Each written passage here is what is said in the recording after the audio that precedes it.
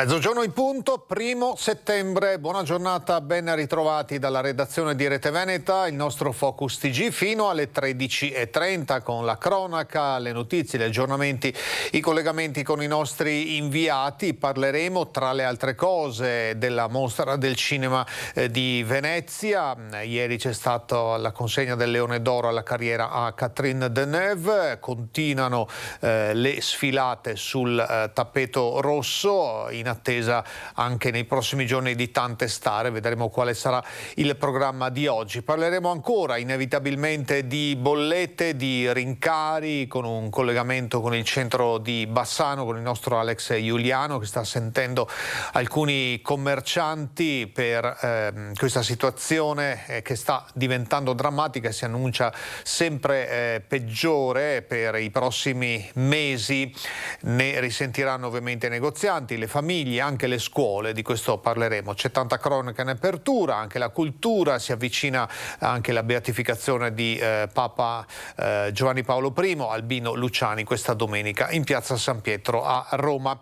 Questo è dunque il sommario per sommi capi di questa puntata, con aggiornamenti che poi arriveranno anche in diretta e in tempo reale dalle agenzie e dai comunicati. Partiamo con la cronaca e con le ricerche ancora in corso di un 46enne di Ferrara, partito dal camping Eden di Falcade per una camminata. Le squadre del soccorso alpino della Valle del Biois nel Bellunese sono state allertate in serata. Tommaso Monari, queste le generalità: ha i capelli castani, alto 1,80 m e di corporatura normale, indossava una tuta da ginnastica scura, scarponi e portava con sé uno zaino. Chiunque lo abbia visto è pregato di contattare il numero di emergenza dei carabinieri, ovvero il 112. La cronaca da Padova, su cui poi avremo un aggiornamento. In via Crimea, in pieno centro, un uomo si è barricato in casa nella notte dopo aver esploso alcuni colpi di pistola. Abbiamo sentito dei colpi di pistola, siamo in via Crimea. Sono state diverse le chiamate ricevute nella serata di mercoledì dalla centrale operativa dei Carabinieri di Padova. Colpi che provenivano da un appartamento, avevano specificato i cittadini. Una pattuglia si è diretta sul posto per le verifiche e immediatamente è scattato l'allarme dopo che l'uomo, chiuso dentro l'abitazione da cui sembravano provenire i presunti spari, si era rifiutato di aprire. In via Crimea tutto è tornato alla normalità ed è una mattinata come tutte le altre. Fino alla 00:30 tutta questa strada è stata bloccata, è intervenuto un negoziatore dei Carabinieri e anche 2 nuclei di pronto intervento arrivati da Mestre. La strada è stata chiusa per diverse ore mentre sul posto iniziavano le trattative del negoziatore. Nel cuore della notte l'epilogo, con un blitz dei carabinieri che hanno fatto irruzione in casa, hanno disarmato l'uomo e lo hanno affidato alle cure dei sanitari. L'uomo è stato trasportato nel reparto di psichiatria dell'ospedale di Padova. Nessuna conseguenza per i cittadini del quartiere, di solito molto tranquillo, se non ore di ansia, paura e apprensione. Sull'episodio stanno indagando i carabinieri della compagnia di Padova, che stanno conducendo accertamenti anche sull'esplosione dei colpi d'arma da fuoco. E più tardi, tra una mezz'ora circa, ci collegheremo appunto con Padova, con la nostra Valentina Visentin, perché proprio il Comando Provinciale dei Carabinieri farà il punto, lo sta facendo in questi minuti, su questa operazione che ha spaventato appunto questo quartiere nella zona di via Crimea. Pomeriggio di disagi ieri nel Feltrino occidentale. Alle 17:45 i vigili del fuoco sono intervenuti nella galleria di San Vito, lungo la strada statale 50 bis, in località Arsier, a causa dello scontro frontale tra un bus turistico proveniente dall'estero e un'autovettura. Sono rimaste ferite 3 persone. I pompieri sono arrivati da Bassano del Grappa con i volontari del Basso Feltrino. Successivamente si è aggiunto il personale del distaccamento di Feltre. I mezzi sono stati messi in sicurezza, estratto dall'auto il conducente incastrato. L'uomo e la passeggera dell'auto sono stati stabilizzati dal SUEM e poi trasferiti in ospedale. Assistito dal personale del 118, anche l'autista del bus è rimasto leggermente ferito. Sul posto anche i carabinieri per i rilievi. Il traffico è rimasto bloccato per diverso tempo in entrambe le direzioni e poi è tornato alla normalità dopo la rimozione e la pulizia della strada.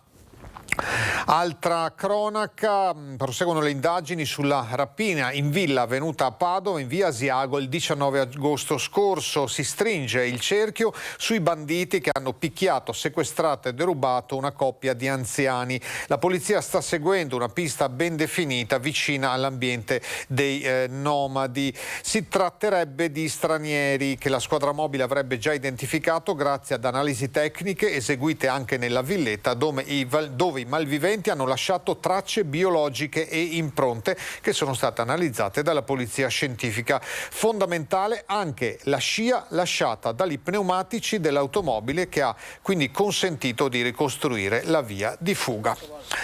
Morti sulle strade, ne parleremo ancora, ne abbiamo parlato tanto nel mese di agosto purtroppo, ma aumentano anche le morti sul lavoro in Veneto. Nel 2022 fino al mese di luglio sono state 2 alla settimana, sono i dati elaborati da Vega Engineering di Mestre che indicano Venezia come la provincia con il maggior numero di decessi dopo quella di Verona. Da gennaio a luglio del 2022 in Veneto 60 persone hanno perso la vita al lavoro, 7 in più rispetto al 2021. La media drammatica di 2 morti alla settimana dall'inizio dell'anno indica Venezia tra le province della regione col maggior numero di decessi assieme a Verona e Vicenza. In termini assoluti, il Veneto è la seconda regione italiana dopo la Lombardia per morti sul lavoro, ma secondo lo studio di Vega Engineering di Mestre, anche l'indice infortunistico, cioè il rapporto tra gli infortuni mortali e la popolazione lavorativa, vede il Veneto sopra la media nazionale. Generalmente i settori dove avvengono gli infortuni mortali sono purtroppo sempre gli stessi, in primis le costruzioni, manufatturiero e la logistica. Per contro le costruzioni hanno un numero di lavoratori alto ma non paragonabile come quantità al settore manufatturiero, e quindi vedere che nelle costruzioni avvengono tanti infortuni significa che stiamo di fronte a un settore in cui il rischio di infortunio mortale, quindi infortunio più grave, è molto elevato. A volte può capitare che mestieri che richiederebbero un certo apprendistato siano svolti da lavoratori impiegati temporalmente nel settore, magari in attesa di un'altra occupazione. Teniamo conto anche di un altro fattore che è altrettanto interessante, che è l'età. Se noi andiamo a vedere gli infortuni soprattutto mortali avvengono con maggior frequenza quando si diventa vecchi, quando ci sono lavoratori anziani. Le norme per la sicurezza sul lavoro ci sono e se osservate sempre potrebbero ridimensionare sensibilmente questa drammatica contabilità, ma non sempre è così. Si pensi che spesso gli infortuni mortali, soprattutto nel settore delle costruzioni, coinvolgono il datore di lavoro, e qui si va oltre a quello che può essere il mero ragionamento del risparmio, perché evidentemente se anche il datore di lavoro rischia la sua vita vuol dire che c'è proprio un problema culturale. La questura di Vicenza ha individuato ieri pomeriggio un cittadino algerino di 53 anni già noto alle forze dell'ordine, irregolare in Italia e con un lungo pregresso criminale alle spalle per reati contro il patrimonio e attinenti agli stupefacenti. Al termine di un controllo l'uomo è stato accompagnato in questura per attivare le procedure di espulsione. Non aveva più requisiti richiesti per risiedere in Italia ed è stato quindi espulso e immediatamente accompagnato al centro di permanenza per i rimpatri di Gradisca d'Isonzo. Nel più breve tempo possibile si procederà al trasferimento coatto verso il suo paese d'origine. Michele Merlo poteva essere salvato, lo dice la perizia disposta dal GIP di Vicenza. Andremo avanti fino alla fine. La perizia ha solo confermato quello che ho sempre saputo. Così al telefono Domenico Merlo, padre di Michele, il cantautore rosatese morto di leucemia il 6 giugno 2021, reagendo alla notizia che il figlio avrebbe potuto essere salvato con una possibilità tra il 79 e l'86% se il medico di base avesse capito che l'ematoma alla gamba era il sintomo della malattia che l'ha ucciso. La notizia shock emersa dall'esito della perizia disposta dal GIP di Vicenza nell'ambito dell'inchiesta per omicidio colposo che vede indagato il medico di base con studio a Rosà a cui l'artista si rivolse il 26 maggio dello scorso anno. In quell'occasione Merlo gli mostrò un vasto ematoma che da poco più di una settimana gli era spuntato sulla coscia sinistra senza traumi. Lo specialista trattò il livido come un banale strappo muscolare, applicando sulla gamba una benda allo zinco raccomandandogli di tenerla per alcuni giorni. In realtà quello era uno dei primi segnali del tumore che stava intaccando le cellule del sangue. La relazione dei consulenti nominati dalla giudice Antonella Toniolo è stata depositata nei giorni scorsi. Intanto il legale che segue la famiglia Merlo, l'avvocato Marco Antonio Dal Ben, che abbiamo raggiunto telefonicamente, ci ha spiegato che dalla perizia sono emerse due questioni che pare però siano in contrasto tra loro, perché da un canto, dice, viene confermato un errore colposo del medico di base, dall'altro viene lasciato aperto il tema del nesso di causa. Tutte questioni che saranno discusse in tribunale a partire dal prossimo 29 settembre. Intanto Domenico Merlo non si dà pace e chiede solo che sia fatta giustizia per suo figlio. Se qualcuno ha sbagliato, dice, deve essere punito. Altra cronaca, notizie, aggiornamenti tra poco in Focus TG, pausa pubblicitaria, state con noi.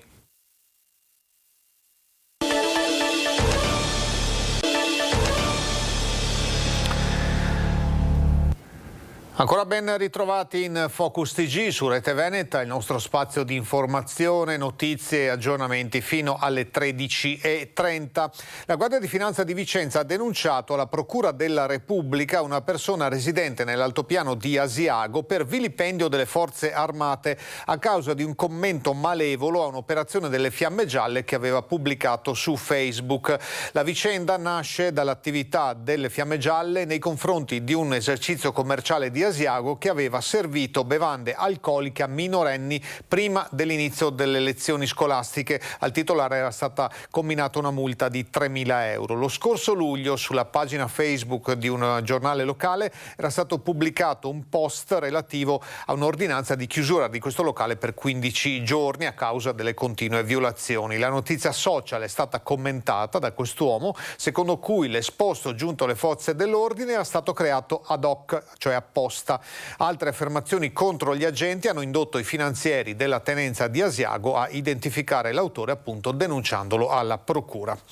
La richiesta di archiviazione della procura sulla morte per un colpo di pistola della guardia carceraria Sissi Trovato Mazza è stata respinta per la terza volta. Gli atti sono stati rinviati al pubblico ministero affinché le indagini proseguano. Le indagini sulla morte di Sissi Trovato Mazza devono proseguire. Per la terza volta il giudice per le indagini preliminari del Tribunale di Venezia ha respinto la richiesta di archiviazione presentata dalla Procura. Nel 2016 la giovane agente di polizia penitenziaria fu trovata gravemente ferita da un colpo di pistola alla testa nell'ascensore dell'ospedale civile di Venezia, dove si trovava in servizio esterno per verificare la situazione di una detenuta che aveva partorito. La morte di Sissi sopraggiunse nel 2019, dopo 3 anni di coma. Le circostanze del ferimento, che sarebbe poi risultato fatale, rimangono ancora poco chiare. Alla prima ipotesi, quella del suicidio, fu successivamente affiancata quella di un possibile omicidio, così come sostenuto da subito dalla famiglia. Dopo essere già stata respinta 2 volte, quindi, la richiesta di archiviazione presentata dalla Procura è stata nuovamente bocciata dal GIP, che ha accolto l'opposizione proposta dai legali della famiglia. Il giudice ha quindi deciso di rinviare nuovamente gli atti al PM affinché proseguano le indagini. Arrestato per rapina, un giovane vicentino è evaso dagli arresti domiciliari, ma ora è tornato in carcere. Lo hanno intercettato nella mattinata in zona San Lazzaro dopo la sua evasione dagli arresti domiciliari avvenuta 2 giorni fa. E così un vicentino di 23 anni è stato trasferito nel carcere di Vicenza, come deciso dal Tribunale di Sorveglianza. Il giovane, protagonista di una rapina avvenuta lo scorso 14 agosto in un supermercato di Vicenza, aveva anche aggredito gli agenti delle volanti che erano intervenuti.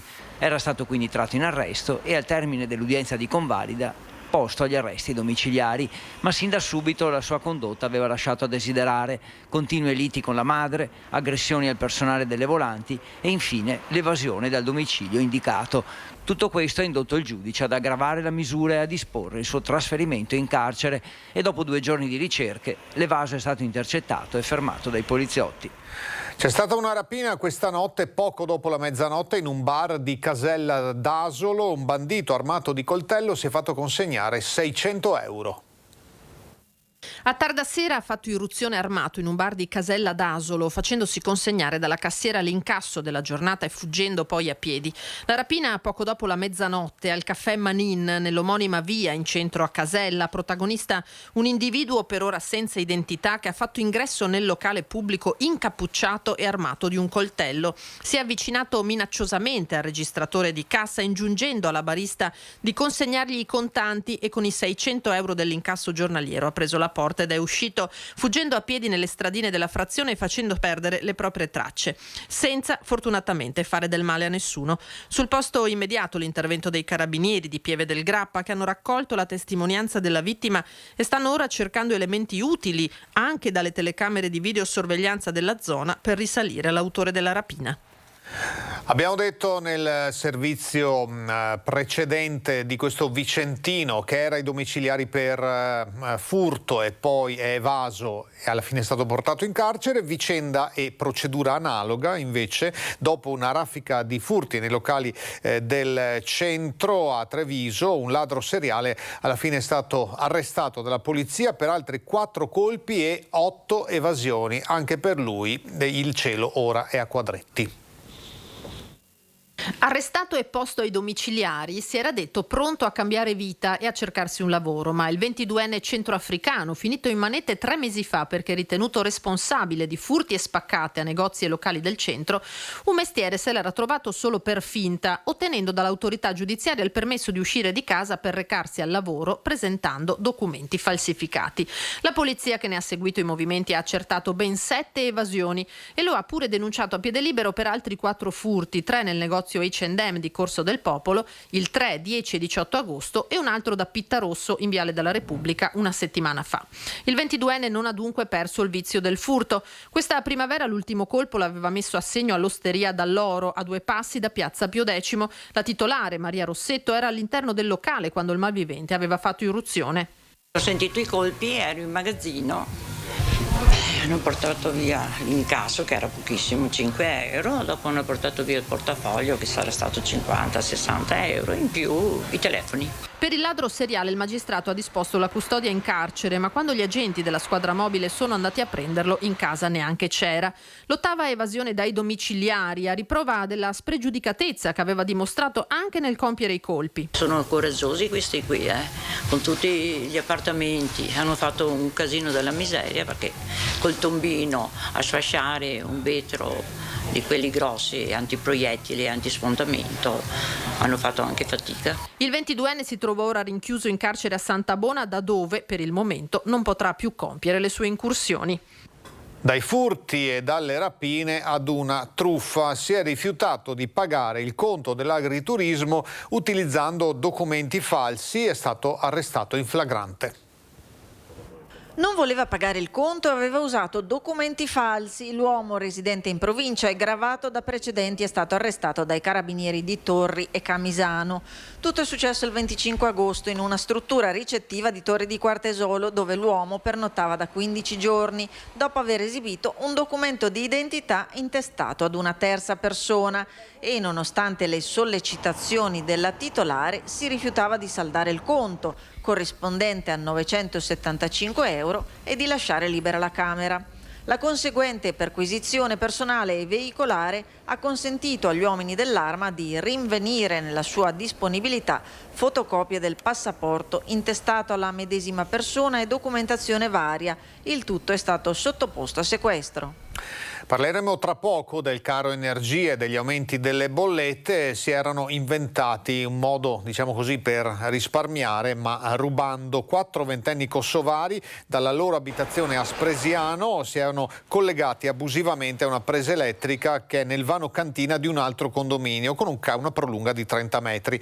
Quando i residenti dell'edificio se ne sono accorti, hanno chiamato i carabinieri. All'arrivo dei militari, i 4 hanno cercato di ritirare velocemente il cavo, ma non sono riusciti a nasconderlo. La perquisizione nell'abitazione ha poi consentito di trovare anche 10 grammi di marijuana. I 4 giovani sono stati denunciati. C'era il famoso film Ladri di biciclette che molti ricorderanno e ogni tanto viene riproposto in televisione. Ebbene, a Vicenza di furti di biciclette se ne conta uno al giorno. Parte allora un nuovo servizio di marcatura che permette la registrazione online e l'accesso al database da parte di tutte le forze dell'ordine. Guarda, c'è questa bicicletta qua. Perché continuano a fregarne, per me, almeno se me la rubano non piango, e quella bella la tengo a casa per andare in giro. Sì, tante volte, 2 volte. Sono stato anch'io oggetto di furto, che sia chiaro questo. Sì, però è così. Si cerca di comprare dei buoni lucchetti e si cerca di stare attenti. Poi del domani non c'è certezza, diceva Lorenzo Magnifico, giusto? Ecco. Quante volte gliel'hanno rubata? Una. Basta e avanza. Lei la lega con la catena? Anche 2, una avanti, altra dietro.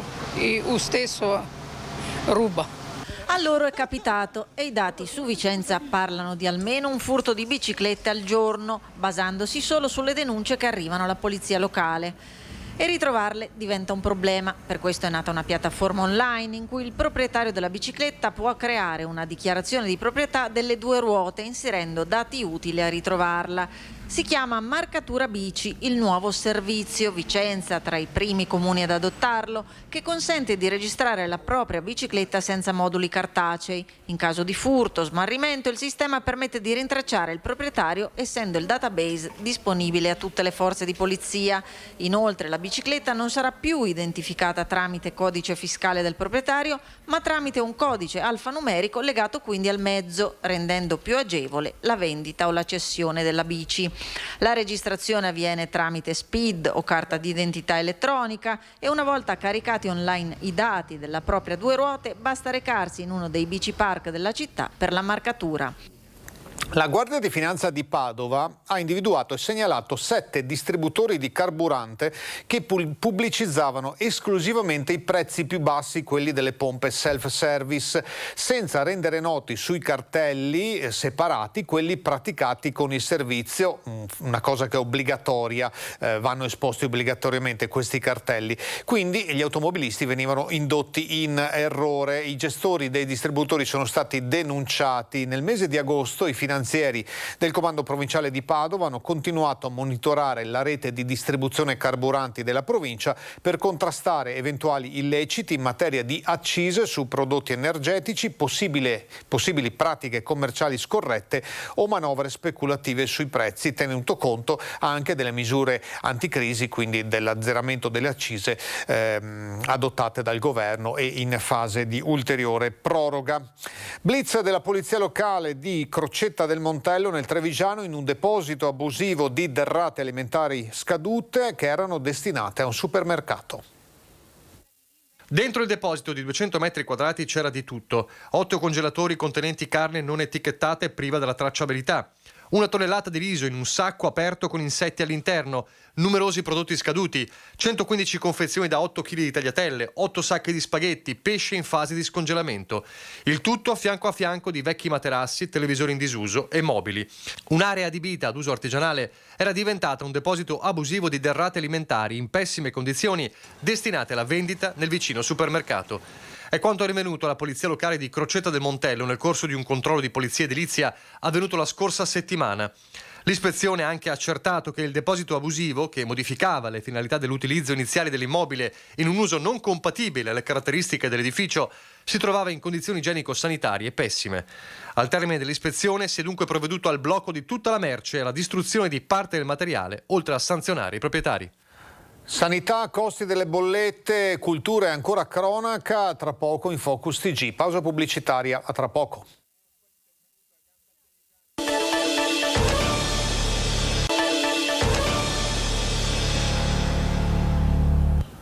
Focus TG fino alle 13:30, ancora ben trovati, buona giornata. Apriamo una pagina dedicata ai temi della salute, dei virus, delle infezioni.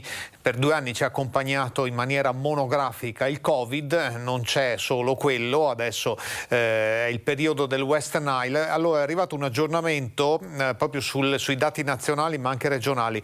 Nell'ultima settimana ci sono stati 85 nuovi contagi in tutta Italia, dall'inizio di giugno siamo a un totale di 386, 7 le vittime nell'ultima settimana, 22 in totale. Di questi 386 casi di West Nile, 100 si sono verificati in Veneto, 14 in Lombardia, 4 in Friuli Venezia Giulia, tanto per dire cosa succede a est e a ovest, 46 in Emilia Romagna. Il Veneto sicuramente la regione più colpita, tanto che c'è anche un piano regionale per la disinfestazione.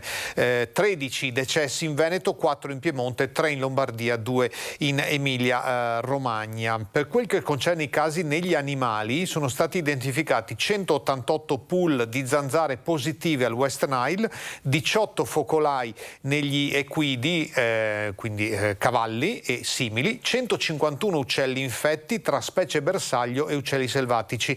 Non c'è ancora un caso di West Nile invece nelle aziende avicole, quindi allevamenti di pollame. Questa è una buona notizia. Intanto in provincia di Padova c'è un terzo caso di febbre dengue. Dopo Limena e Lozzo a Testino il contagio arriva in centro a Padova.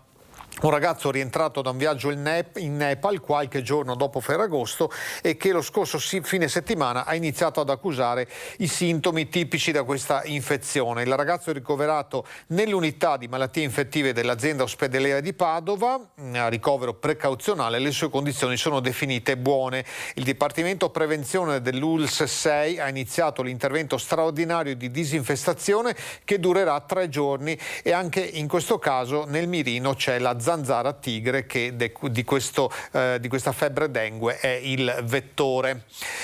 E torniamo al Covid, ci sono novità per quanto riguarda la quarantena in Italia, nuove regole per i positivi al coronavirus, l'isolamento sulla base dell'andamento dei contagi che è in calo passa da 7 a 5 giorni, sempre sottoposto all'esito del tampone.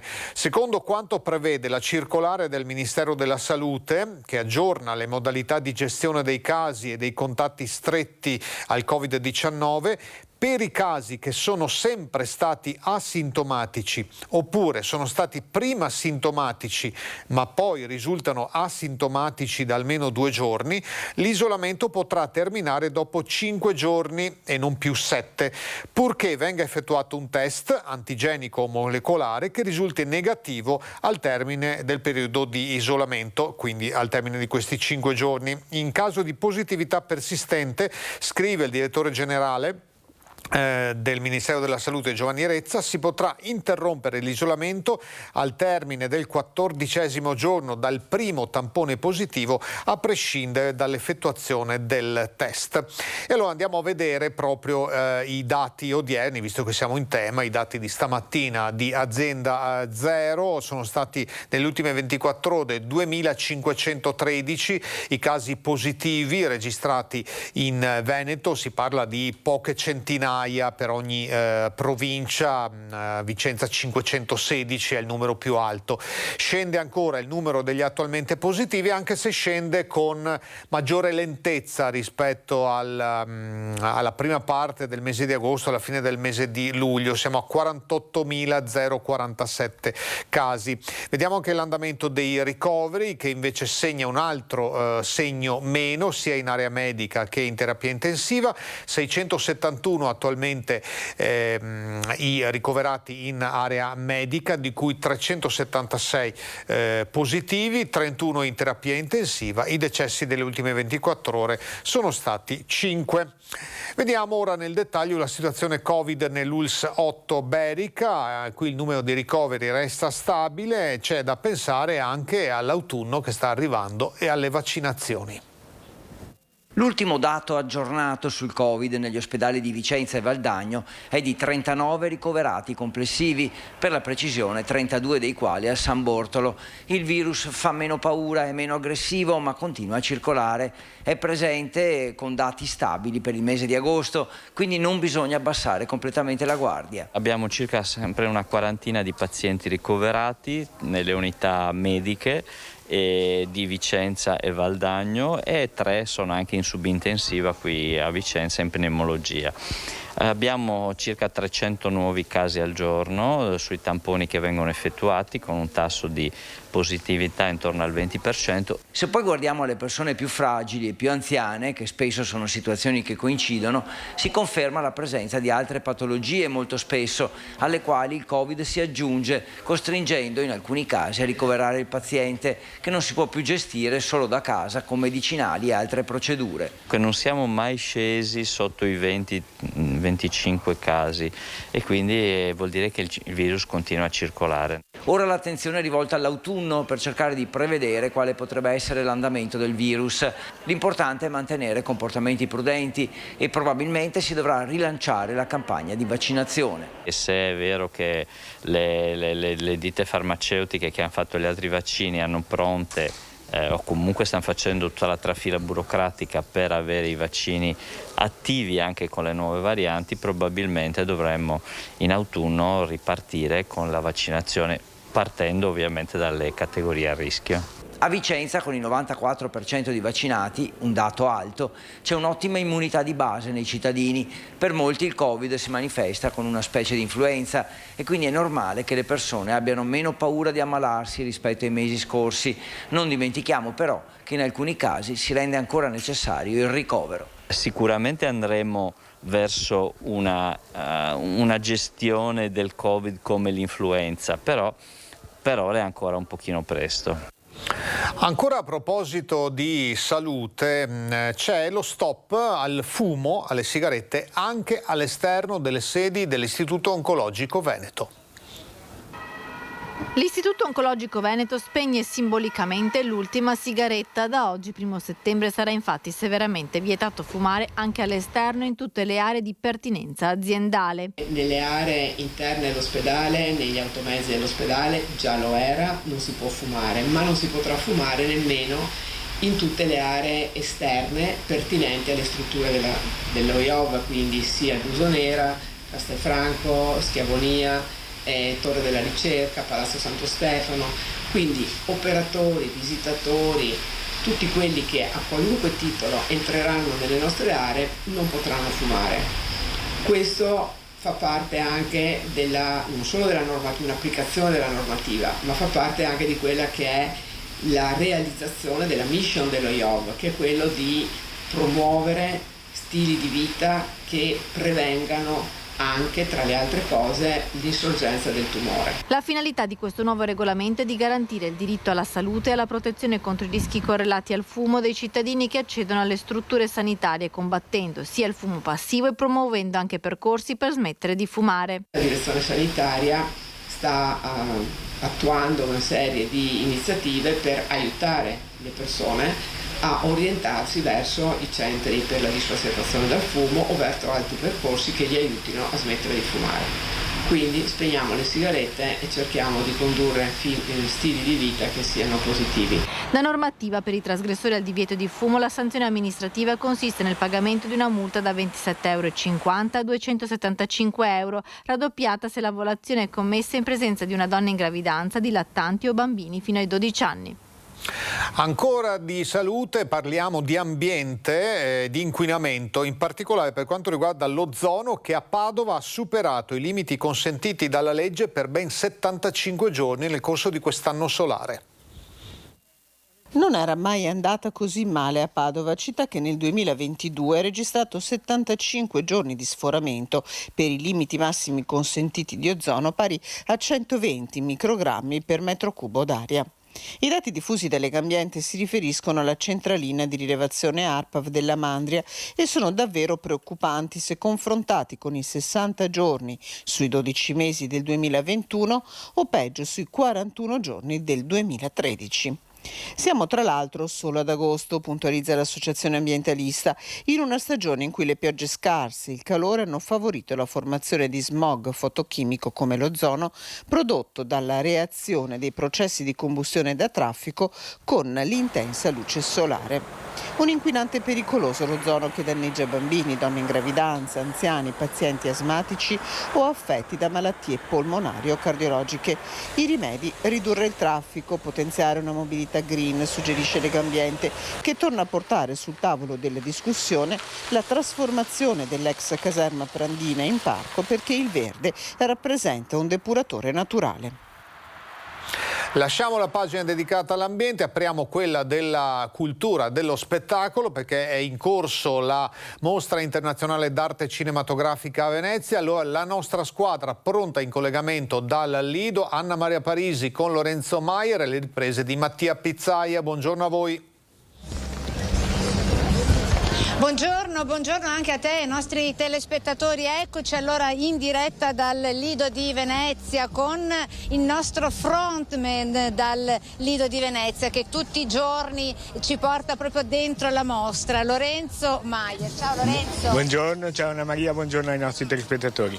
Dunque, 79esima edizione della Mostra del Cinema di Venezia, che quest'anno festeggia i 90 anni dalla sua fondazione. Ma perché questa dicotomia tra il 79 e i 90 anni? Ce lo spiega Lorenzo. La mostra nasce nel 1932 sulla terrazza proprio dell'Hotel Excelsior, qui a pochi metri. Chiaramente la mostra nei momenti di guerra e di conflitti si è fermata, e per cui le edizioni sono inferiori rispetto all'età di nascita.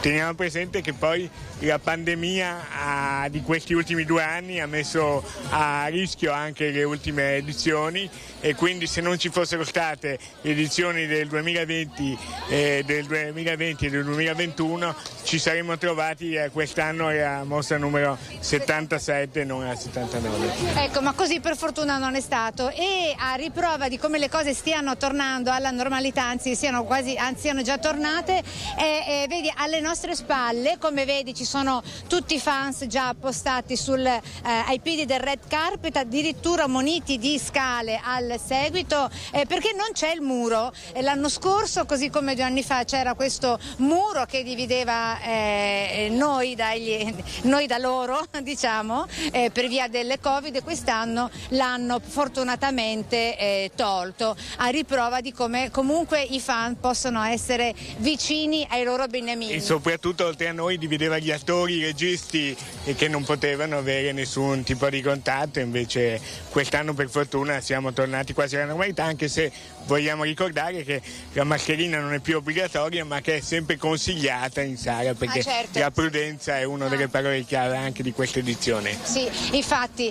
Allora, devo dire che qui siamo dove ci troviamo. Allora, qui c'è il red carpet alle nostre spalle, alla mia sinistra c'è l'Hotel Excelsior, vado un po' più lentamente perché giustamente deve mostrare anche con le immagini Mattia Pizzaia dove ci troviamo. Alla mia destra, che poi è sinistra per chi ci guarda da casa, il Palazzo del Casino. Tra l'altro abbiamo visto che si sta anche avendo un restauro fantastico, meraviglioso. Sì, perché il Palazzo del Casino ospiterà durante l'anno, già ospita, ma ospiterà ancora di più congressi, convegni, quasi 13 milioni di investimenti fatti con i fondi del governo e con le risorse del comune, e che vengono utilizzati strutture durante la mostra, ma poi tutto l'anno, perché durante l'anno, se venite a novembre, il Lido non lo trovate così, purtroppo. No, ma infatti la cosa fantastica della mostra del cinema di Venezia è che il Lido, come dire, ritorna e rispolvera il suo volto, la sua veste delle feste, la veste internazionale, perché chi vuole conoscere tutto il mondo non occorre, mi viene da dire così, che viaggi per tutto il mondo, ma venga qui a Lido in occasione della mostra, perché parla volti e voci di tutto il mondo. Sì, è un festival internazionale, 56 paesi rappresentati, un numero elevatissimo, il mondo della politica, della cultura. Per 10 giorni sono tutti qui. Diciamo che i veneziani, gli idensi, spesso dicono che bisognerebbe allungare un po' la stagione, perché una fiammata ovviamente non basta, ecco. Certamente. E quindi... Però è già insomma da un punto di vista economico è un bel volano questo della mostra del cinema. Poi, Anna Maria, diamo un piccolo scoop ai nostri telespettatori. Questa mattina, non qui al Lido, ma ai giardini della Biennale, alla mostra d'arte, è arrivato, ha visitato la mostra mostra il presidente Roberto Fico, il presidente della Camera, anche se ovviamente ora le Camere sono sciolte, però ha voluto essere presente sia ieri sera su Red Carpet sia appunto a vedere la Biennale d'arte, perché come dice giustamente spesso il presidente Roberto Cicutto, la Biennale è la casa non solo del cinema ma di 6 arti. Poi ieri nel Red Carpet ha fatto la sua comparsa a sorpresa anche Hillary Clinton. Incredibile, infatti l'ho vista.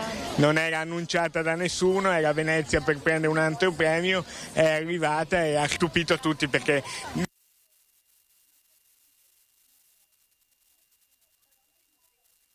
Niente, è saltato il collegamento, qualche problema tecnico, allora vediamo di recuperarlo più tardi con Anna Maria Parisi e Lorenzo Maier, perché nel frattempo siamo pronti anche a tornare alla cronaca. Allora intanto mandiamo un po' di pubblicità e poi ripartiamo dalla cronaca a Padova con l'uomo barricato in casa questa notte. A tra poco.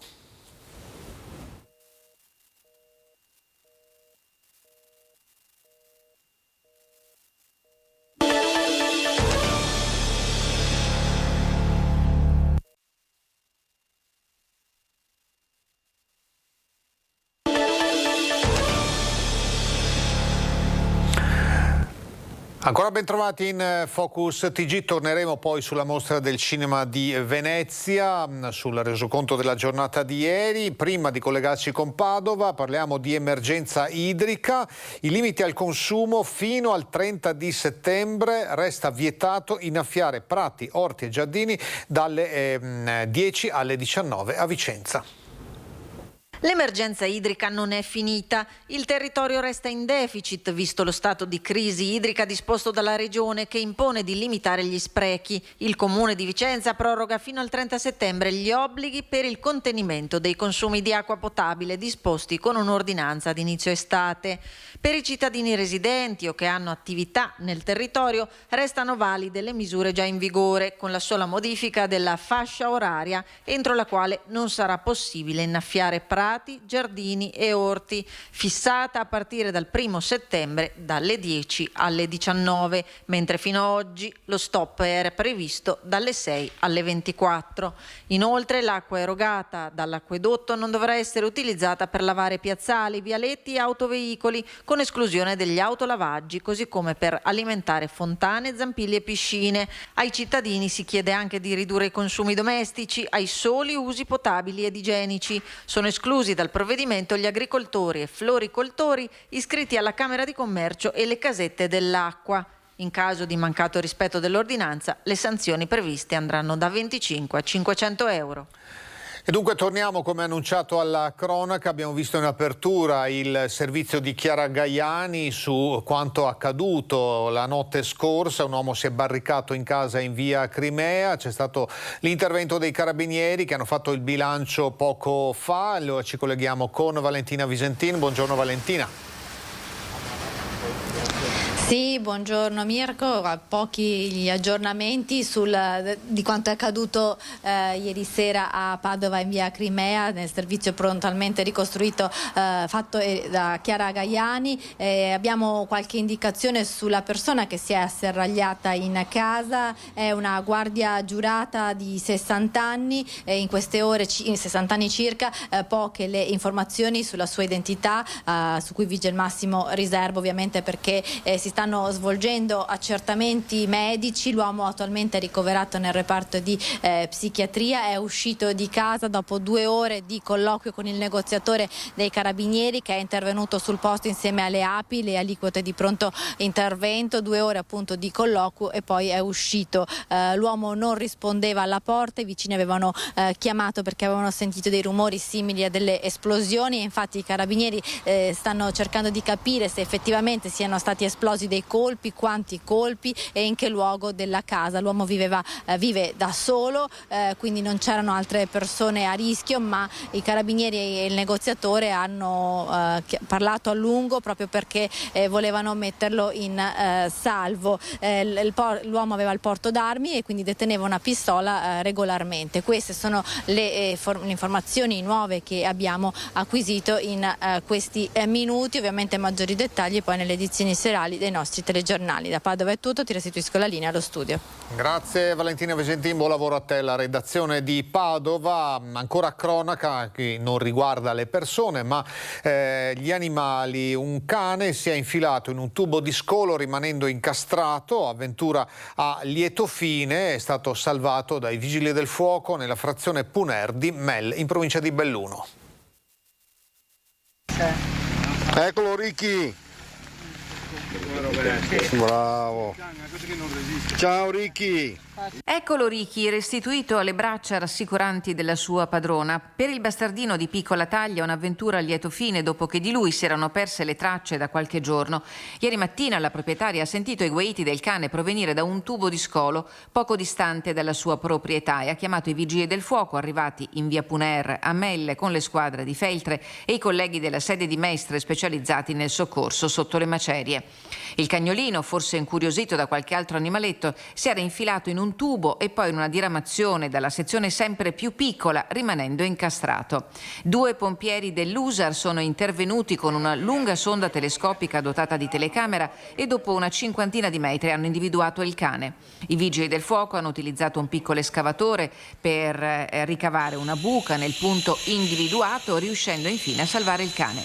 L'animale incolume è stato affidato alle cure della sua padrona. Le tecniche utilizzate per l'individuazione e il salvataggio del cane, hanno precisato i vigili del fuoco, sono state quelle utilizzate dalle squadre per il soccorso alle persone sepolte da macerie a causa di crolli e terremoti. Bravo. Ciao Ricky. Altro cane invece a Mogliano Veneto è stato individuato, bloccato e portato in un centro specializzato dove sarà seguito adeguatamente. Un grosso cane bianco di razza Amstaff che da tempo aveva messo in allarme i cittadini di Mogliano Veneto, soprattutto nel quartiere di San Marco, a causa di numerose aggressioni ad altri cani. L'ultima è quasi costato un occhio all'animale ferito appunto da questo Amstaff. Il servizio veterinario dell'ULSS 2 Marca Trevigiana ha alzato il grado di pericolosità del cane a livello 3, consentendo al sindaco Davide Bortolato di emettere un'ordinanza che è stata notificata al proprietario prima dell'allontanamento dell'animale e poi procedendo appunto a spostarlo. È stato segnalato più volte anche attraverso i social network. Questo cane si era reso protagonista di attacchi improvvisi ad altri cani, ferendoli, a volte causando gravi danni. Non ben custodito, il cane spesso riusciva a scappare dalla propria abitazione e girovagava nel quartiere sud di Mogliano. Torniamo a Venezia per un'abitudine che purtroppo non cessa, cioè quella di fare i bagni e i tuffi nei canali anche aspettando il vaporetto. Il turismo cafone non sembra aver tregua quest'estate a Venezia. Ecco l'ultimo dei tanti episodi avvenuto ieri sera. Come possiamo vedere da questo video di Venezia, non è Disneyland. Un tuffo in notturna in laguna dal pontile ACTV, proprio perché l'individuo in questione non riusciva a resistere alla calura estiva o semplicemente per spavalderia. Il fatto sta che i canali di Venezia, dall'acqua si sa non proprio limpida, diventano il palcoscenico dei tanti sportivi improvvisati e totalmente incuranti dei loro comportamenti inadeguati. Impossibile non ricordare la performance acquatica dei 2 turisti con il surf elettrico sul Canal Grande lo scorso 17 agosto o i provetti nuotatori dal tuffo sincronizzato, per non parlare del bagno di mezzanotte quasi romantico di questo ragazzo finito sulla pagina Facebook di Venice Goldon, dove ha riscosso un certo successo o insuccesso dal popolo del web. Il fatto sta che alle prove su acqua si aggiungono anche quelle su terra e Venezia diventa un vero e proprio villaggio vacanze, perché con il liberi tutti post pandemia ritorna anche il visitatore cafone, non curante dei divieti posti dall'amministrazione comunale e forse anche della propria vita, perché le acque lagunari a volte possono diventare insidiose. Iniziamo a parlare di caro bollette, lo facciamo con molta frequenza, tra poco anche con un collegamento.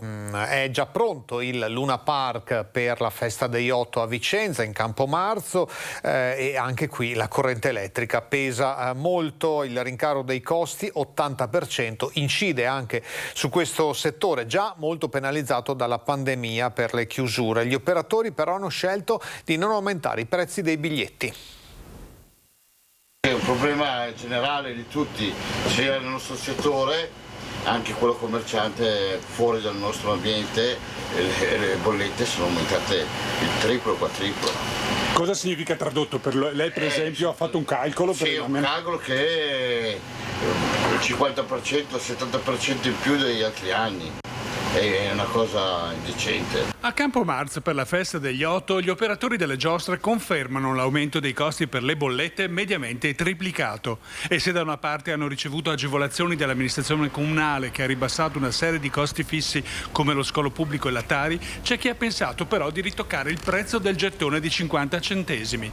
Un aumento però che non scoraggia i nonni. Sono d'accordo, i bambini si può fare di tutto, ma per i bambini possiamo mandarli, anche se sono aumentati. È garantito il giro anche quest'anno? Sì, è garantito, sì. La maggior parte però degli operatori hanno garantito la volontà di mantenere i prezzi calmierati, nonostante tutto. Qualcuno ha tenuto ancora il prezzo vecchio, qualcuno ha incentivato in più il prezzo, ma non cambia niente. Bisogna vedere il pubblico cittadino come Sì. Confermo che i prezzi non sono stati ritoccati, sono ancora calmierati e sono rimasti identici a quelli dello scorso anno. E cercheremo di consumare meno energia possibile, nel senso che spegneremo le luci un po' prima e rincari sui biglietti no, perché siamo già abbastanza, insomma, non siamo proprio a buon mercato, diciamo, per quanto riguarda i rincari che abbiamo avuto su altre cose, non solo l'energia, perché comunque anche ci sono stati rincari anche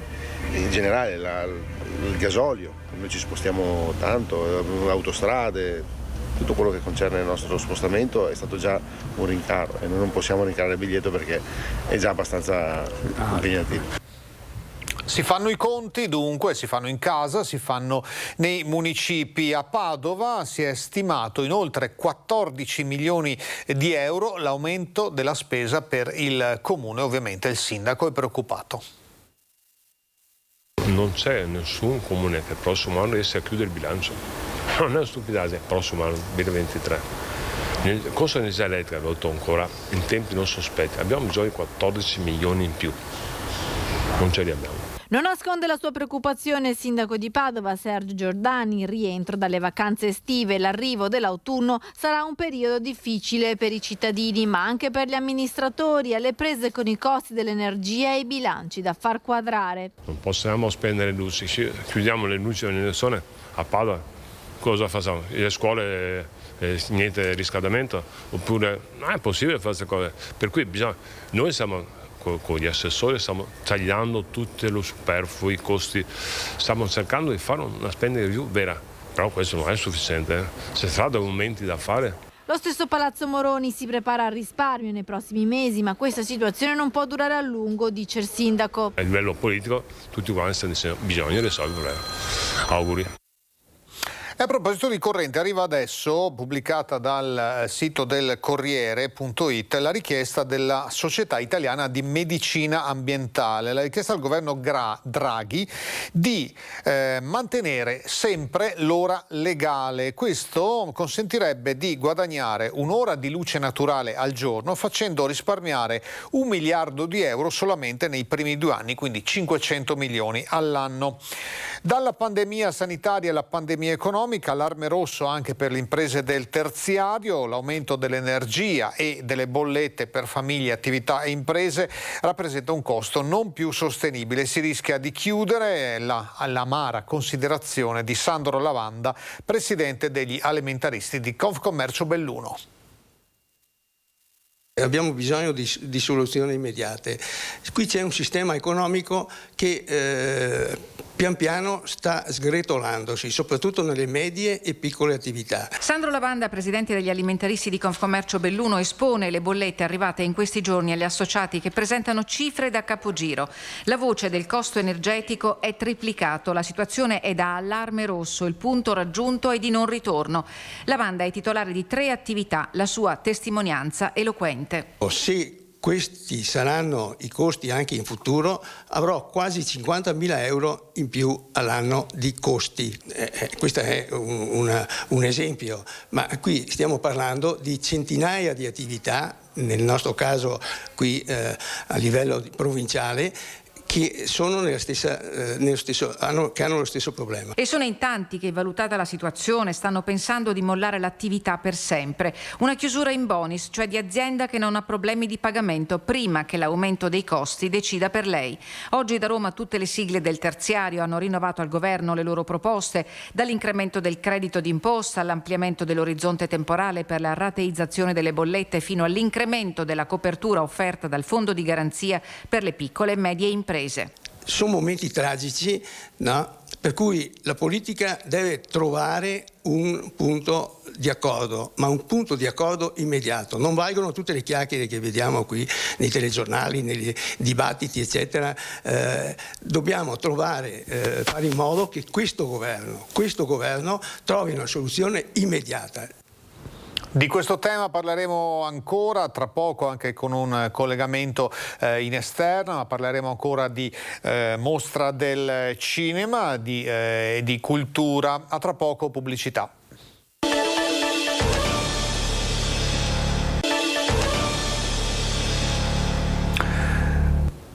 Ancora ben trovati in Focus TG. Caro bollette, preoccupazioni anche per quanto riguarda le spese nei comuni. Abbiamo sentito prima il sindaco di Padova Sergio Giordani, comuni proprietari anche delle scuole, proprio per ottimizzare la spesa e spendere meno. C'è questa proposta appunto di fare la settimana corta, quindi chiudendo le scuole il sabato con rincari enormi. Questa settimana corta, dunque dal lunedì al venerdì, si può fare per tutti? Vediamo.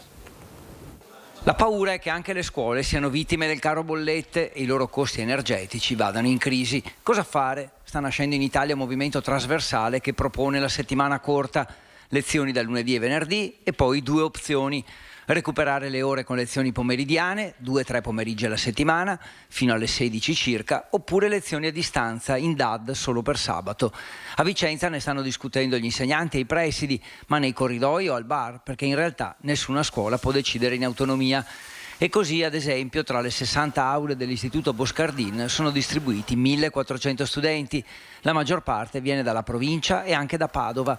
Qui si aspetta la voce del provveditorato o della provincia, o meglio ancora, una comunicazione da Roma. I passi dovuti, secondo me, sarebbero più da parte degli enti locali. Cambiare la struttura oraria a così pochi giorni è complicato, sia dal punto di vista della convocazione agli organi collegiali, quindi delle misure decisionali da assumere, sia dal punto di vista organizzativo. Su un piatto della bilancia il possibile risparmio, sull'altro il recupero delle ore al pomeriggio. La DAD invece sembra esclusa. Anche perché non mi sembra che ci possano essere margini per fare un giorno in DAD. Dal punto di vista normativo è stata lanciata così come estrema ratio. E poi il grande nodo dei trasporti. Spostare le ore al pomeriggio significa riorganizzare tutta la rete degli autobus. Ne servono di più personale e nuovi orari. A fronte di orari di conclusione delle lezioni piuttosto tardi, vogliamo essere ottimisti, intorno alle 16, grosso modo, fra le 16 e le 16:30, dovremmo ipotizzare che gli studenti abbiano già disponibili i mezzi per tornare. Quando lo studente finisce alle 16 arriva a casa anche alle 18, deve fare i compiti e ripartire per la scuola alle 6:30 del mattino magari, per 7-8 ore di lezione. La cosa migliore sarebbe insomma una norma nazionale. Prima di tutto serve qualcuno che calcoli il risparmio energetico tra chiudere la scuola il sabato e tenere accesi i termosifoni al pomeriggio, e a 2 settimane dall'inizio delle scuole il pericolo di un pasticcio è dietro l'angolo.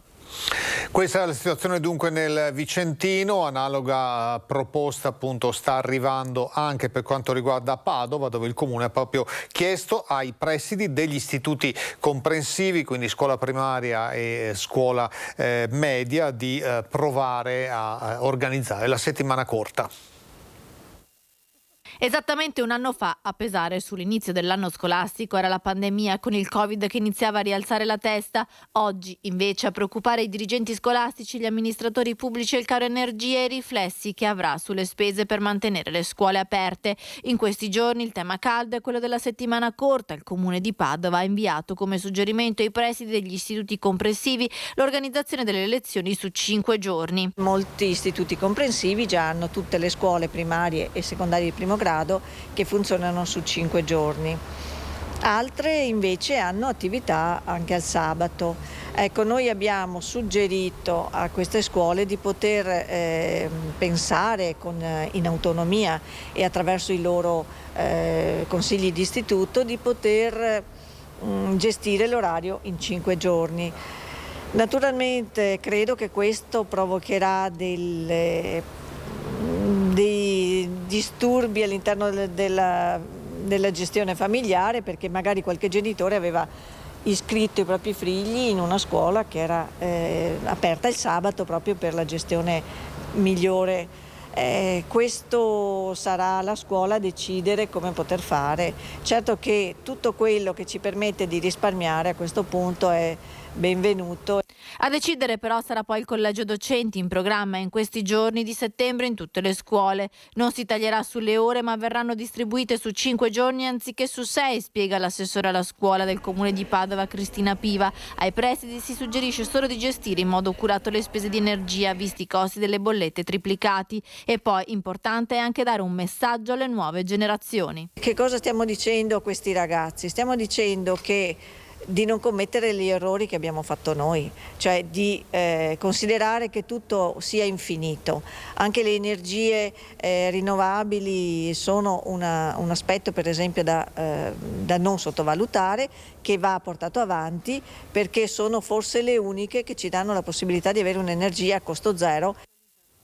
Concludiamo questo giro territoriale con la provincia di Treviso, dove il presidente però dice no a questa proposta.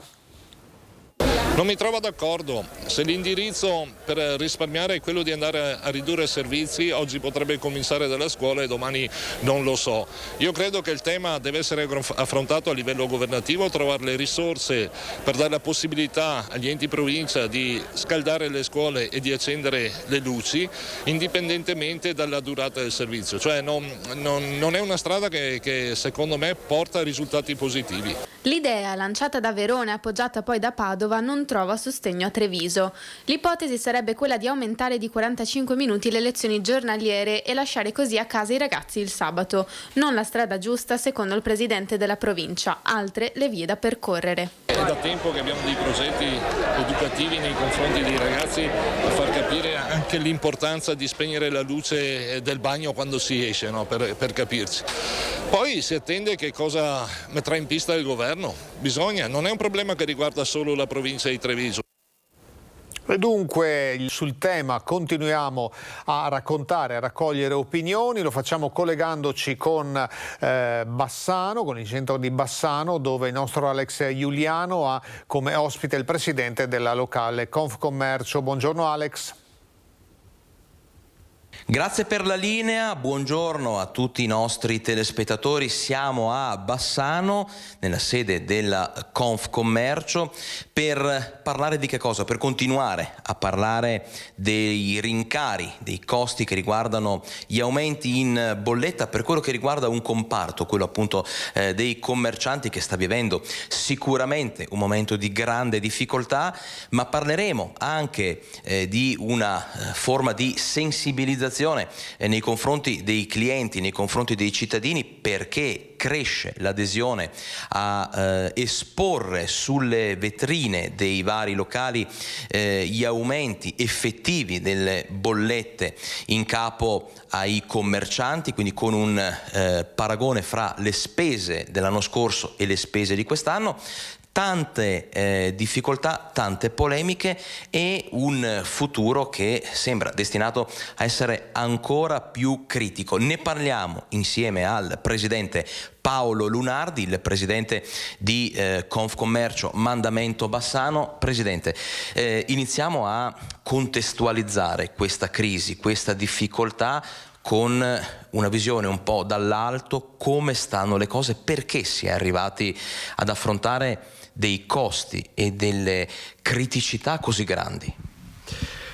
Innanzitutto, secondo noi i nodi sono arrivati al pettine, perché ormai da tanto tempo non si è fatta una riforma per quanto riguarda l'energia. Abbiamo detto di no a tutto, mentre l'Europa correva, abbiamo detto di no ai rigassificatori, trivellazioni, piuttosto che la possibilità di avere energie alternative ma abbordabili, per poi non parlare che abbiamo fatto anche un referendum sul nucleare. Insomma, ci siamo staccati filosoficamente dal punto di vista dell'energia all'Europa.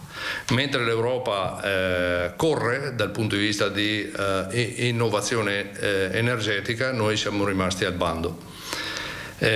Lasciamo stare le colpe, perché poi a questo punto non abbiamo neanche più il tempo di riconsiderare. Certamente dobbiamo prendere assolutamente delle posizioni di riforme di profondità, al fine che davanti a una guerra dove che un unico fornitore di energia come il gas chiude il rubinetto, una nazione come la nostra che si approvvigionava completamente da un fornitore unico è andata in tilt. È andata in tilt anche per il fatto che siamo una nazione dell'Europa, all'interno dell'Europa, più indebitata di tutti. Ecco che i nodi sono arrivati al pettine e adesso pagheremo le conseguenze. Presidente, quanto profonda è questa crisi? Lei prima ci diceva il futuro sarà drammatico. Questa è una crisi profonda perché proprio per il fatto che noi una nazione lavora noi non siamo una nazione estrattiva, ma una nazione che lavora e manufatturiera. Abbiamo bisogno di energia, ma tanta energia, in proporzionale molto più energia degli altri paesi. E noi dovevamo pensarci prima. Ora ci lecchiamo le ferite e visti i numeri che sono arrivati la vediamo dura, ma non la vediamo dura solo noi commercianti, anche se noi saremo i primi probabilmente a alimentarci. Esatto, ma c'è una catena di effetto domino che sarà spaventosa. Lei parlava di numeri e allora cerchiamo di entrare nel dettaglio di questa crisi per cercare di capire e di far capire anche ai nostri telespettatori la portata di questa difficoltà che ha scavato e sta scavando un solco profondo tra quella che era la quotidianità delle famiglie, delle amministrazioni comunali, ma in questo caso parliamo dei commercianti, e la realtà che si sono visti ad affrontare, insomma, dopo questi mesi così complicati. Di che numeri stiamo parlando? Quanto profonda è questa crisi? Numeri alla mano. Guardi, io le espongo soltanto i numeri del 2022, perché poi dall'avvento della guerra parliamo dell'anno in corso. Stiamo parlando di una media di gennaio, per quanto riguarda il megawattora, di 224,50.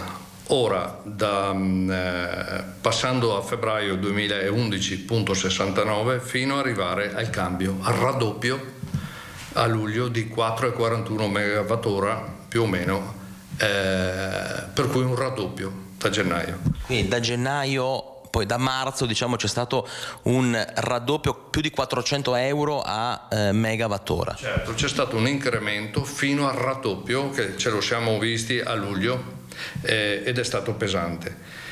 E qui stiamo parlando di medie. Io le espongo soltanto il giorno come è stato trattato il megawattora al cambio, e soltanto il 29 agosto è stato trattato a 740,09, cioè da un gennaio a 224 siamo passati a solo il giorno di 29 agosto a 740. considerate il fatto che noi un anno e mezzo fa, nel 2020, pagavamo 54,04 il megawattora. Ora i dati non sono opinabili, da 54,04 a 740 di 29 agosto mi pare che ci sia un aumento giustificato. Lo ribadiamo per i nostri telespettatori a casa, quindi 54 euro a megawatt ora per quello che riguarda insomma gennaio del 2020 a più di 740 euro megawatt ora per quello che riguarda invece la giornata che abbiamo preso come campione del 29 di agosto, quindi da 54 euro a 740 euro. E da qui si evince che è un aumento talmente gravoso che tutta l'economia, io parlo per i miei associati, per il mio comparto che sono preoccupatissimo, ma tutta l'economia ne andrà e sta soffrendo. Ecco, questi numeri per quello che riguarda l'energia elettrica, per quello che riguarda il gas invece. Parlando sempre del 2022, per cui stiamo ragionando nel periodo temporale del pre e post guerra, noi a gennaio si trattava, e anche qui in megawattora, di 86,909 euro. Ora, passando da giugno 105,152 a un agosto 232,658. Anche qui ragioniamo, se vogliamo, parametrizzando il gennaio 2020. Il gennaio 2020 eravamo a 16,46 euro al megawattora il gas. Considerate che anche il gas si misura con questa unità di misura. Ecco, anche in questo caso lo ricordiamo, lo ribadiamo, lo sottolineiamo, da 16 euro del 2020 a 252 euro che sono insomma quelli attuali. Questi sono dati inconfutabili che devono far pensare a tutti quanti, non soltanto i miei associati, ma ai cittadini, perché anche loro si leccheranno le ferite. Questo qua è il classico esempio che, a parte che sicuramente l'economia ne risentirà, e noi tutti stiamo facendo delle previsioni, che la classe media sta ormai scomparendo, perché i costi per una famiglia sono diventati esorbitanti. Presidente, siamo quasi in chiusura, le chiedo due battute. Una, cerchiamo di circoscrivere un attimo il discorso delle difficoltà, delle criticità all'area bassanese. I commercianti di questa zona, in proporzione, quanto stanno soffrendo, che rischio concreto c'è? Stanno soffrendo né più né meno dei colleghi di tutto il resto dell'Italia. Abbiamo una montagna di telefonate che ci arrivano da tutti i colleghi, per cui la preoccupazione per come affronteranno il futuro, ci stiamo mettendo in moto per riuscire a trovare tutte le soluzioni per agevolarli, però effettivamente davanti a questi numeri la vediamo veramente dura.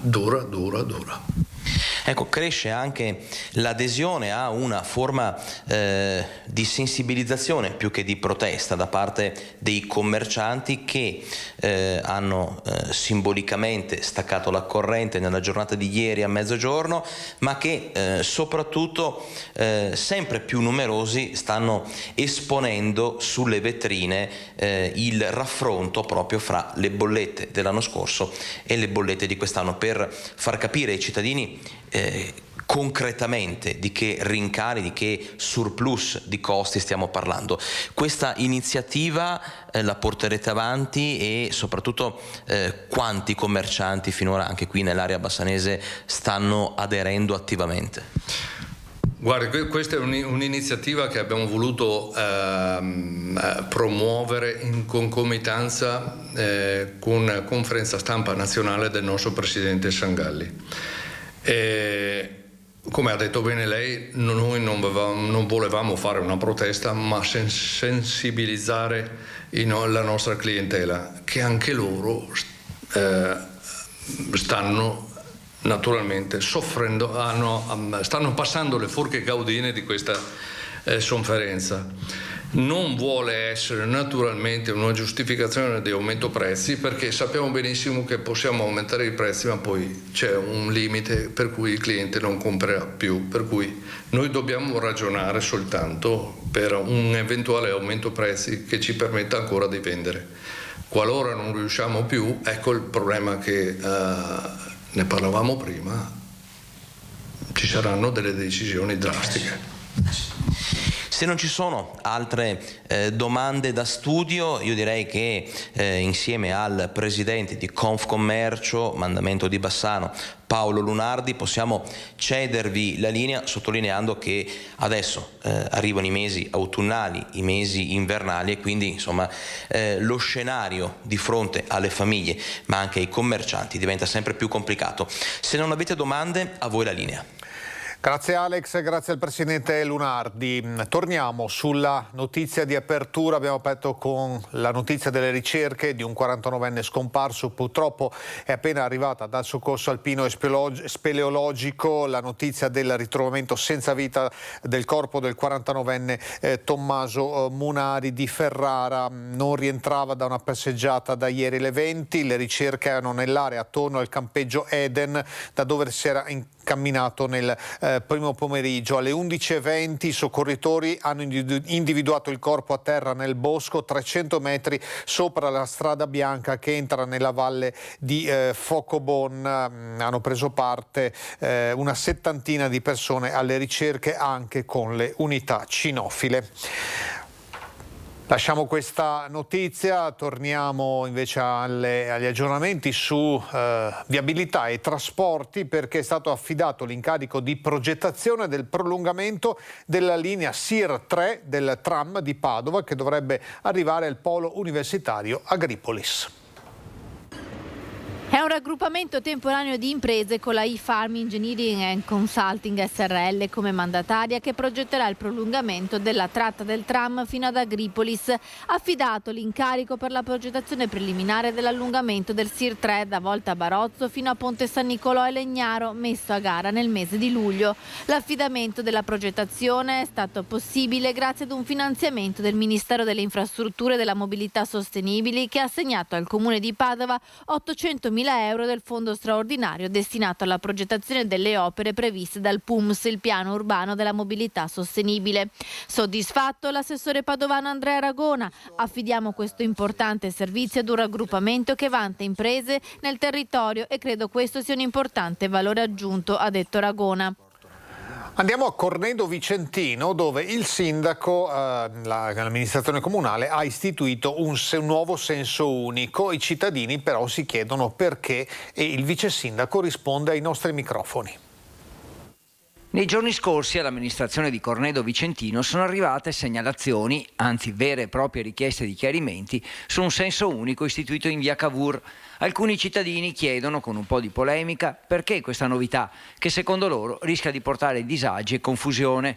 Immediata la risposta, che richiama due motivazioni. Agli atti esiste una raccolta firme con la quale circa 150 cittadini avevano chiesto l'istituzione del senso unico per ragioni di sicurezza, per risolvere la criticità dell'incrocio tra via Cavour, via Garibaldi e via Tassoni. Il secondo motivo invece sta nel piano di rigenerazione urbana e nel progetto della nuova piazza. È stato fatto uno studio con una società specializzata che ha confermato che il senso unico risolve il problema della sicurezza e non crea disagi alla circolazione, quindi via libera alla sperimentazione. Quindi per 6 mesi sperimenteremo il senso unico per capire se veramente i benefici che auspichiamo, cioè la riduzione o meglio l'eliminazione del rischio per la sicurezza e il miglioramento della viabilità complessiva del paese, siano superiori rispetto ai minimi disagi che qualsiasi cambio di abitudine comporta. L'amministrazione chiede dunque ai cittadini pazienza e la disponibilità a sperimentare insieme per dare un nuovo volto a Cornedo, per fare le nuove opere, per avere una nuova piazza. I cambiamenti sono inevitabili, la decisione definitiva comunque è rimandata tra 6 mesi. Parliamo ora di vendemmia, tema stagionale, anticipata già da qualche giorno. Mancano però i braccianti e Agribi, l'ente bilaterale per l'agricoltura di Verona, di cui fanno parte varie associazioni, Confagricoltura, Coldiretti, CIA e tutte le sigle sindacali, hanno ricevuto richieste per oltre 200 lavoratori da una cinquantina di aziende dalla Valpolicella all'est del Veronese, che hanno necessità urgente di braccia per staccare i grappoli immaturi. Lancia un appello a chi è interessato a lavorare di farsi avanti. Appunto, ci sono 200 posti a disposizione che servono per integrare le squadre già esistenti e composte da familiari e lavoratori abituali. L'impiego stagionale dura poco, c'è chi teme di perdere il reddito di cittadinanza o anche chi teme di lasciarsi sfuggire altre occasioni di lavoro più a lungo termine. Gli universitari invece non hanno più il tempo a disposizione che avevano una volta. Chiudiamo parlando del CUAM, il CUAM che sarà ospite del Papa. Il Papa infatti ospiterà il meeting annuale del CUAM in Sala Paolo VI in Vaticano, un ulteriore riconoscimento per questa meritoria associazione. A dare la notizia via internet è lo stesso Don Dante Carraro. Il meeting annuale del CUAM Medici con l'Africa si terrà il prossimo 19 novembre in Aula Paolo VI a San Pietro a Roma. Un evento speciale perché ad aspettare i volontari padovani ci sarà Papa Francesco. Devo dire siamo umilmente orgogliosi, contenti davvero di poter essere ospiti in Aula Paolo VI, Città del Vaticano, a Roma, proprio in casa di Papa Francesco. E potergli raccontare quello che lui ci sollecita da tanto tempo, quello che sta capitando in Sud Sudan. Un incontro che ogni anno richiama personalità della cultura e della politica. Quest'anno saranno 5.000 i posti in Aula Paolo VI. Sul sito del CUAM tutte le indicazioni per potervi partecipare. Non è facile organizzare l'annual meeting a Roma e quindi eravamo molto scettici. L'anno scorso l'abbiamo fatto a Padova. Ecco, a Roma siamo stati sollecitati da amici vari, dice dai, ma io ero restio. Dopodiché mi dice ma se facciamo, fra virgolette, insomma, venire il Papa, se c'è Papa Francesco ci si può ragionare. Devo dire che sono andato subito dal vescovo nostro. Noi siamo un ente della diocesi di Padova, il presidente del CUAM è il vescovo di Padova, il signor Cipolla. Sono andato da lui, dico guarda che il grande capo il Papa Francesco insomma ci ha detto di sì ad accogliere. Immaginarsi, sono felicissimo, dice andiamo insieme, quindi verrà anche il vescovo Cipolla. La mamma e il bambino sono le priorità del CUAM che continua nel suo impegno in Africa. Oggi stiamo vivendo un momento drammatico, stiamo lanciando così una campagna anche di aiuto che chiediamo attorno a quello che non riusciamo, che non si vede rispetto all'Africa. Cioè l'Africa è scomparsa completamente dal radar. La crisi internazionale, la guerra sta tagliando fuori l'Africa da ogni cosa, invisibile, nascosta, nessuno racconta il dramma che sta vivendo.